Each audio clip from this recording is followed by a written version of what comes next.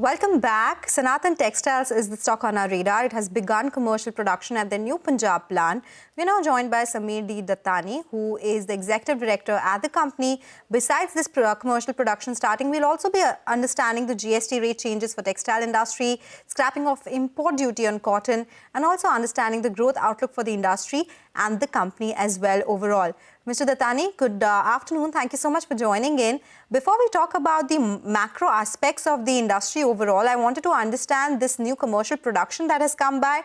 What's the capacity? What will the initial capacity utilization be? And at peak capacities, what kind of revenues will you be looking at? And in FY26 itself, how much will it contribute to the P&L?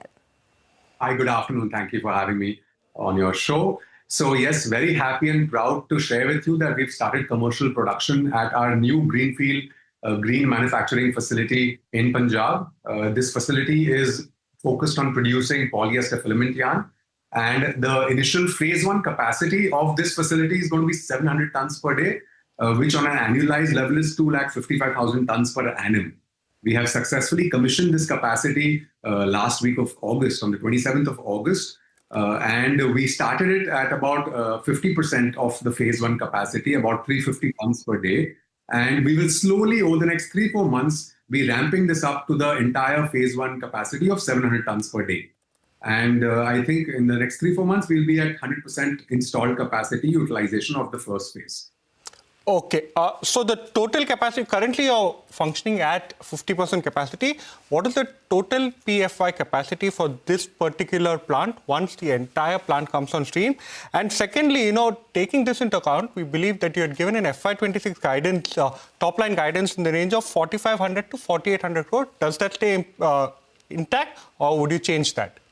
So the phase one total capacity of PFI at this facility alone is 255,000 tons. Okay. But the entire facility is designed to produce 355,000 tons, which will kick in phase two once we take that on. And yes, our initial large outlook was a revenue of around 4,500 crores. But now that we have a confirmed commercial production startup date, I think conservatively we'll be looking at 40 to 4,300 as our revenue for FY26. All right, and how much will be coming in from this facility itself in FY26? About 1,300 crores will be from this facility.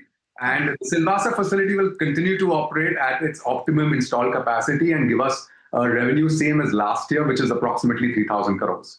All right. With this particular facility coming on stream, is it margin accretive in any sense? If you can explain what the difference would it make to your bottom line overall, and if you'll have additional costs as well in terms of depreciation. So what will the impact on bottom line be? So as far as the EBITDA margins are concerned, we are quite confident of compared to our own Silvassa facility, looking at a better, stronger EBITDA margin at the Punjab site. We have many inherent locational advantages in Punjab as well as OPEX advantages. And let's not forget, it's a brand new facility with the latest equipment. And we've tried to set up a world-class facility in Punjab. So our operational cost, our cost of labor per ton, our power and heating costs because of the agri waste we'll be using for heating, and our locational benefit. We are going to be the only manufacturer of PFY in this region in North India and serving our customers who have been our customers for more than a decade in the belt, in the region of Delhi, NCR, Panipat, Ludhiana, Amritsar from this new facility. So we are very hopeful to be their preferred choice of supplier because we'll be able to service them with just-in-time deliveries for the product that they need. Looking at all these advantages, we are very confident of having a much higher EBITDA margin at the new Punjab facility. As far as depreciation is concerned, of course, it's a new plant. So there will be new depreciation that will kick in the first year. And approximately 55 crores is what we expect for FY26 as the depreciation number. Understood. Sammir, moving on, the other big development that's happened over the last fortnight has actually been the GST rate cut. GST reduction across the entire value chain of textiles. How does it impact your company, especially taking into account input tax credit? So firstly, at an industry level, it's a fantastic improvement from the side of the government. Now we have one GST on yarn and fabric on the entire textile value chain. So I think this is going to help as far as the consumption is concerned. But as far as man-made fiber is concerned, we still remain status quo in the inverted duty structure because our raw materials, which are petrochemicals, still remain at 18%, whereas our yarn remains at 5%. So we still remain in the inverted duty structure. There's no change on that front. We were really hopeful and wishing that we would have an improvement and we would be at a net, same GST slab for input and output. But unfortunately, that's not come through as yet. But as an industry, for the textile industry and for consumption, it's a very, very positive improvement. Got it. Last question before we let you go. If you have any exports to the US and if there's an impact on the 50% tariff that has been announced? So we, at a company level at Sanathan, our export exposure last year was around 4% of revenue came from export. And this year we continue to maintain that. Out of the 4%, the direct USA exports is less than 1%. So I'm quite hopeful we won't have any major impact on our operations or revenues this year because of the new tariffs.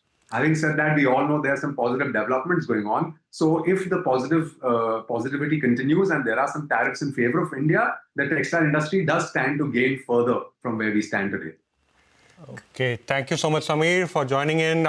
Wish you all the best, as you ramp up the new facility, and wish you all the best for the way forward as well. Well, we'll now slip into a short break, but before we do that, we'd like to remind our viewers to tune in to the all-new CNBC-TV18 Prime, bringing you insights from policymakers, business leaders, and economists shaping both the world and India's future. CNBC-TV18 Prime decodes global shifts and their impact on Indian businesses, giving you unparalleled insights. Tune into CNBC-TV18 Prime at 12 noon for the Global Reset, at 1 p.m. for the Big C, and for the Global Lens at 8:30 p.m.